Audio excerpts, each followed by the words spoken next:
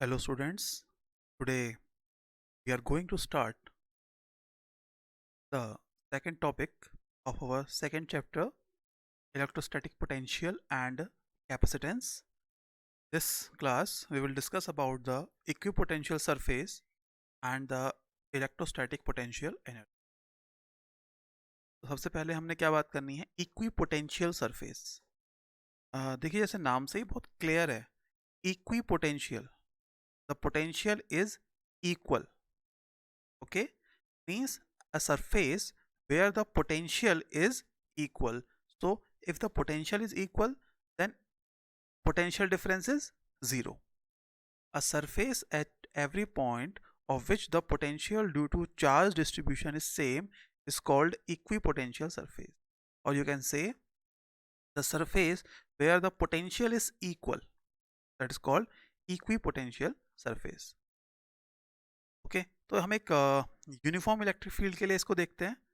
Uniform electric field के लिए क्या देखना है, हम देखिए यूनिफॉर्म इलेक्ट्रिक फील्ड हमने देखा था कैसा होता है, electric field lines are straight, so these yellow lines are electric field lines, so this is a uniform electric field because electric field lines are parallel, and we can see these are the potential surfaces, these are the potentials. अब देखिए मान लीजिए यहाँ कोई बहुत दूर कोई screen है जहाँ पर सब जगह पॉजिटिव चार्ज है हमारे पास, और वहाँ से ये फील्ड लाइंस आ रही हैं, तो कैसी होंगी, शीट से आने वाली लाइंस कैसी होंगी, पैरेलल होंगी, तो यूनिफॉर्म इलेक्ट्रिक फील्ड बनेगा। तो एक पॉइंट ये और ये सारे के सारे पॉइंट इससे इक्वल डिस्टेंस पे होंगे, so that it will make a equipotential surface.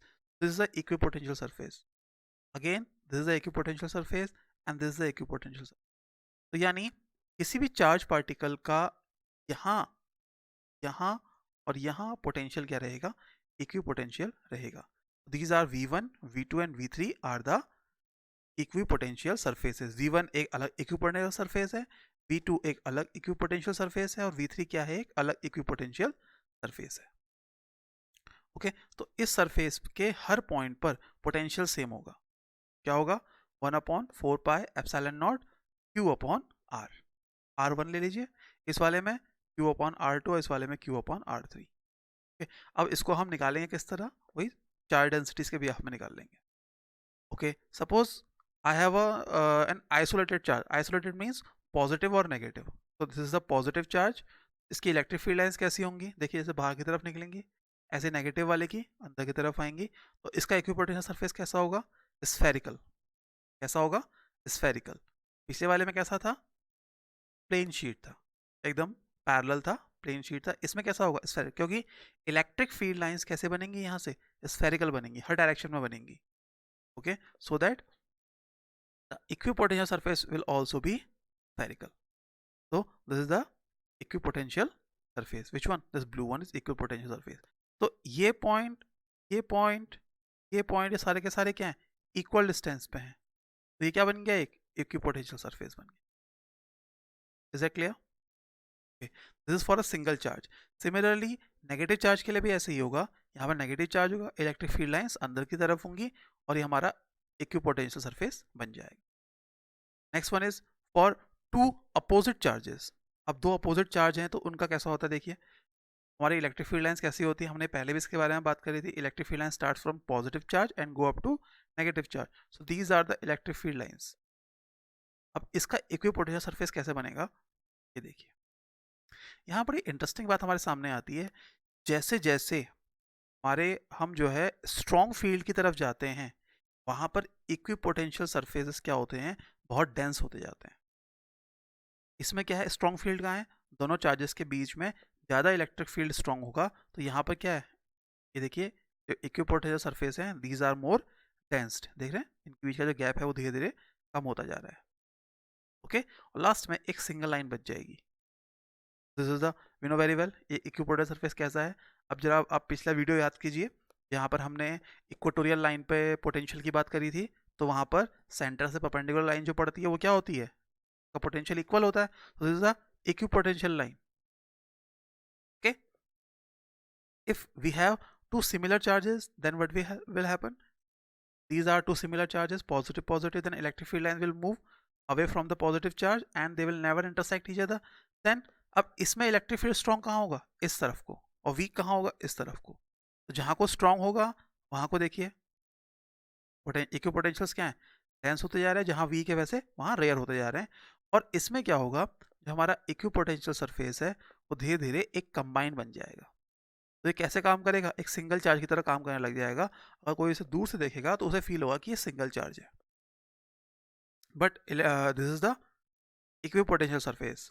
अब इस इक्विपोटेंशियल सरफेस में क्या, for the two similar charges, देखिए यहाँ को डेंस है, यहाँ को रेयर है, और इससे पहले वाले में कहाँ था? यहाँ को डेंस था और यहाँ को रेयर था। जो जहाँ को स्ट्रॉन्ग इलेक्ट्रिक फील्ड होगा वहाँ पर हमारा इक्विपोटेंशियल सरफेस उतना उतना डेंस होता जाएगा।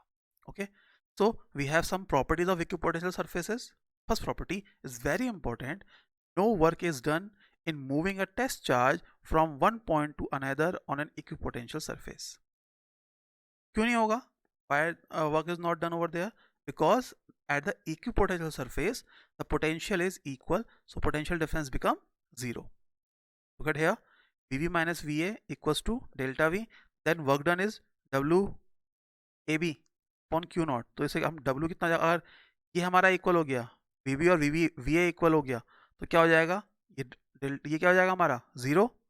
ये 0 हो गया तो देन 400 हमारा सैंपल चार्ज 0 हो नहीं सकता, तो यानी वर्क डन ही हमारा क्या होगा? 0 होगा।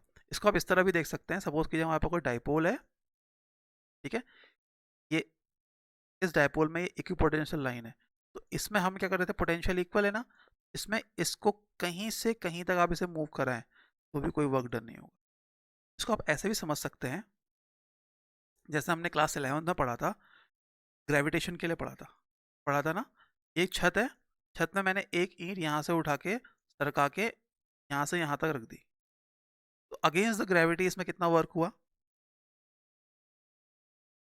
0, because gravity is acting in this direction, motion is in force in this direction, means motion is this direction, so against the gravity। अगर ये ऊपर से नीचे गिरेगा तो अगेंस्ट द ग्रेविटी वर्क होगा, लेकिन अगर यहाँ को मूव करेगा तो अगेंस्ट द ग्रेविटी क्या है? Work done 0। So this is the flow, this flow is the also equipotential surface for the gravitational force. Okay, so though the work done in the equipotential surface is 0, so this is the first property.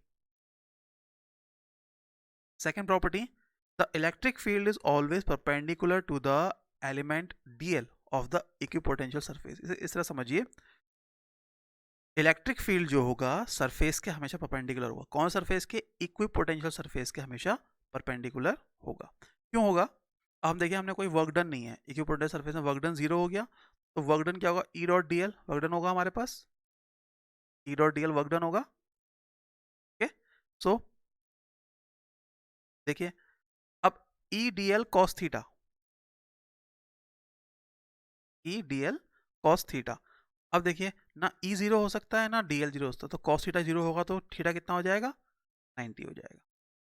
तो हमारे पास जितना भी हमारे पास equipotential surface होगा, कोई भी होगा, electric field क्या होगा? उसके साथ होगा परपेंडिकुलर। ऐसे सपोज कीजिए, अभी अब देखिए हमने स्फेरिकल में बात करी थी, इलेक्ट्रिक फील्ड हमेशा क्या होगा? इक्विपोटेंशियल सरफेस के परपेंडिकुलर ही जाएगा, कोई टेंजेंट नहीं जाएगा। Okay, is that clear? ये जो पिछले हमारे पास फिगर्स हैं उसमें उसमें देखें दोबारा, अगर आप इस फिगर में गौर से देखें,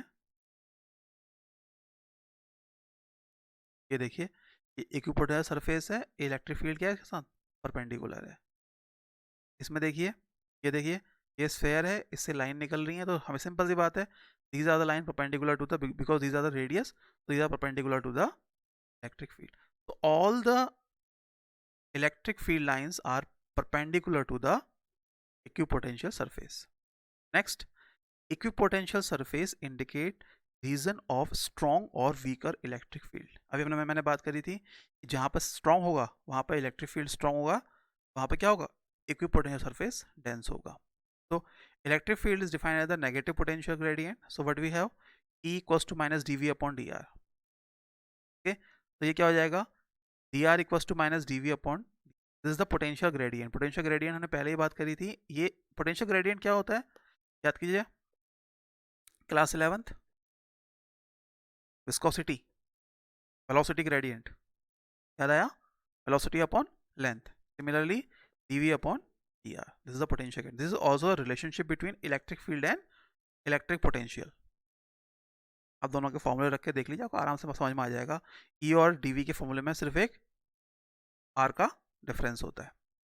सो dv is constant, so that dr is inverse proportional to E.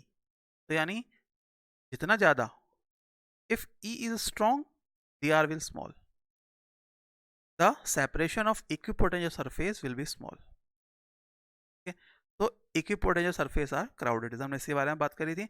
अगर चार्ज के पास है, हमने दो चार्ज लिए, पॉजिटिव दो चार्ज लिए, एक पॉजिटिव या एक नेगेटिव हमने चार्ज लिया, पॉजिटिव और नेगेटिव चार्ज लिया, इक्विपोटेंशियल सरफेस यहाँ पे क्या होता जाएगा? टेंस होता जाएगा और इसके दूर रेयर होता जाएगा. ये हमने फिगर है, पिछले फिगर में आप जाकर जाके देखिएगा, मैंने वही चीज़ आपको बताई है. जैसे जैसे आप जो है जितने ज़्यादा स्ट्रॉन्ग इलेक्ट्रिक फील्ड में जाएंगे, इक्विपोटेंशियल सरफेस उतना ही ज़्यादा आपका टेंस होगा. Next property, two equipotential surface can never intersect. ये वही सिंपल सी बात है, अगर इलेक्ट्रिक फील्ड इंटरसेक्ट नहीं कर सकते तो इक्विपोटेंशियल सरफेस भी इंटरसेक्ट नहीं कर सकते हैं. Okay, if two equipotensial surfaces intersect, then the points of intersection there will be two values of electric potential. It is not possible. Similarly as electric field line. Okay, electric potential is scalar quantity where potential gradient is a vector quantity. ये बड़ी ध्यान देने वाली बात है, ये कई बार question आता है. तो electric potential is scalar but potential gradient is vector because it depends on the direction. Okay, electric field की डायरेक्शन में लेंगे तो नेगेटिव होगा और इलेक्ट्रिक फील्ड के अपोजिट लेंगे तो वो पॉजिटिव होगा. Okay, the negative sign of potential gradient show that the rate of change of potential with distance is always against the electric field. जैसे सिंपल सी बात है, इलेक्ट्रिक फील्ड यहाँ को बढ़ रहा है तो क्या होता जाएगा? इलेक्ट्रिक पोटेंशियल क्या होता जाएगा? कम होता जाएगा. सिंपल सी बात है. जैसे जैसे हमारे पास, जैसे जैसे जितना ज़्यादा आप पास होंगे उतना ज़्यादा आपका इलेक्ट्रिक फील्ड स्ट्रांग होगा, ठीक है, और उतना ही आपके इलेक्ट्रिक पोटेंशियल का डेंस होगा. लेकिन जैसे जैसे दूर जाते जाएंगे वैसे वैसे इलेक्ट्रिक पोटेंशियल क्या होता जाएगा? रेयर होता जाएगा, यानी डेंस से रेयर की तरफ जाएगा इलेक्ट्रिक फील्ड लाइन्स. समझ में आ रही है? ये देखिए, इसको मैं दोबारा समझाता हूँ कैसे. देखिए हमारे पास एक चार्ज है, इलेक्ट्रिक फील्ड लाइन यहाँ बहुत ज़्यादा डेंस होंगी. तो यहाँ पर क्या होगा, हमारे पास जो इक्विपोटेंशियल सरफेस है वो भी क्या होगा? बहुत ज़्यादा डेंस होगा. अब जैसे जैसे हम इलेक्ट्रिक फील्ड की लाइन में जाते जाएंगे वैसे वैसे हमारा इक्विपोटेंशियल सरफेस भी क्या होता जाएगा? रेयर होता जाएगा, दूर दूर जाता जाएगा. तो पोटेंशियल ग्रेडियंट यानी dv अपॉन dr हमेशा क्या होगा? इलेक्ट्रिक फील्ड के साथ इन्वर्स होगा. Is clear? Now electrostatic potential energy. It is very simple. This is the work done, nothing else. The work done in moving a charge from infinite to a point against the field. तो ये work done है. यहाँ work done बहुत easy से निकाल सकते हैं, हमने पहले भी इसके बारे में बात करी है. W equals to Q V. Okay, अब निकालिए जरा एक हमारा पॉइंट चार्ज देखिए. अब इस पॉइंट चार्ज A और दूसरा पॉइंट चार्ज B, इनके बीच का हमने पोटेंशियल निकालना है. कितना होगा? R1 R2. तो इसका पोटेंशियल कितना हो जाएगा Q का इस पॉइंट के लिए अगर आप निकालेंगे तो? ठीक है ना, ये नीचे वाला ये वो कर दीजिए. This is the work done Q V. This is only the potential Q upon R, और वर्क डन कितना हो जाएगा? Q1 Q2.